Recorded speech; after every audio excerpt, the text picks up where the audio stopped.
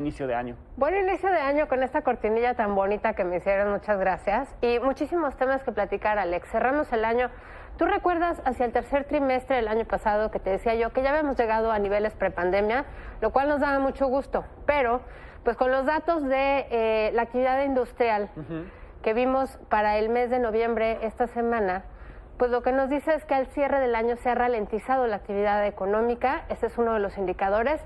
Prácticamente entre octubre y noviembre ya no hubo crecimiento en la actividad industrial, lo cual pues no son buenas noticias porque tú sabes, lo hemos platicado, fue la actividad secundaria la que nos sacó de la barranca a lo largo de los primeros 2 años de pandemia. Entonces, creo que ese es un punto importante. El otro punto es el mercado laboral. Tú te acuerdas también que en el tercer trimestre del año pasado habíamos platicado que el empleo formal venía con todo.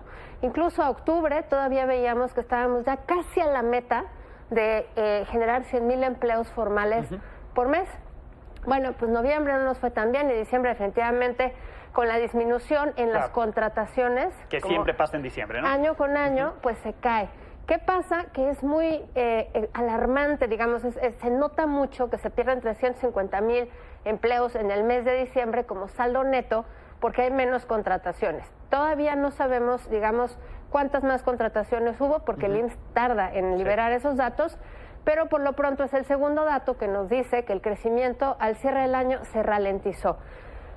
Tercer dato, ¿te acuerdas cómo la pobreza laboral había repuntado al tercer trimestre? Bueno, pues muy unido con la inflación, a pesar de que el mercado laboral se iba recuperando, pues la inflación le quita poder adquisitivo a las familias y cerramos el año con una inflación de 7.82% anual. Alimentos todavía muy por arriba de este nivel, estamos hablando de más del 12% en la inflación de alimentos en general.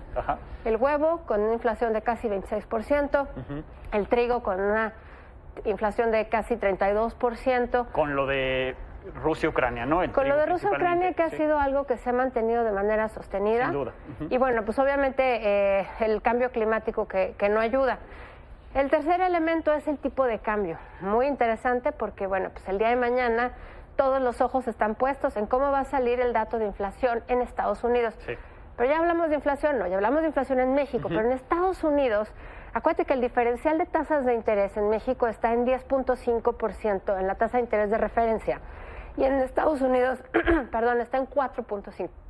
Ese diferencial de 6 puntos hace que el mercado espere que si mañana la inflación es buena, la Fed no tenga que seguir subiendo las tasas y por lo tanto... México tampoco. México tampoco, pero pues se mantenga ese diferencial.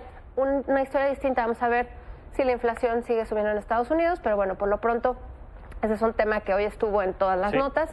Remesas es un tema muy importante también, no depende del gobierno, lo hemos hablado, expulsamos a los compatriotas, pero parte del tema de que el tipo de cambio esté tan beneficioso en términos de los mexicanos. Que hoy se estuvo presumiendo mucho. Que hoy se estuvo presumiendo mucho, ¿no? Bueno, eso tiene una afectación directa en distintos rubros. Uno de ellos es las remesas.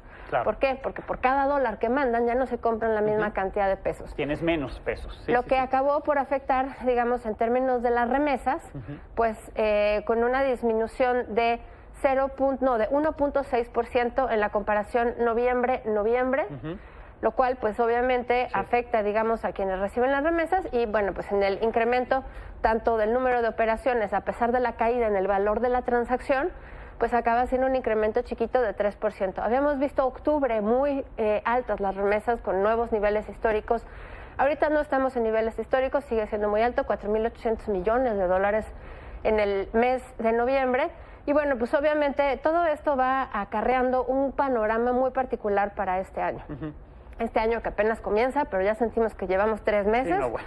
Entonces, el Banco Mundial, con los datos que liberó esta semana, espera que crezcamos como país más o menos 1%, un poquito por debajo del 1%. Son las estimaciones del mercado. También la inflación se espera que esté pues alrededor del 5% este año. Eso que están viendo ahí en pantalla es las estimaciones de crecimiento y pues ya, ahorita con esto termino. Exacto, la Secretaría de Hacienda sigue pensando que vamos a crecer al 3%, pero pues todo el mundo piensa que vamos a crecer al 1%. Hay un montón de temas adicionales, Alex, ya platicaremos de la inversión extranjera directa que se espera que llegue y del comercio internacional. Bien, pues así empezamos este año en materia económica, Sof. Gracias. Gracias a ti, Alejandro. Gracias, Sofía Ramírez Aguilar. Pausa, volvemos.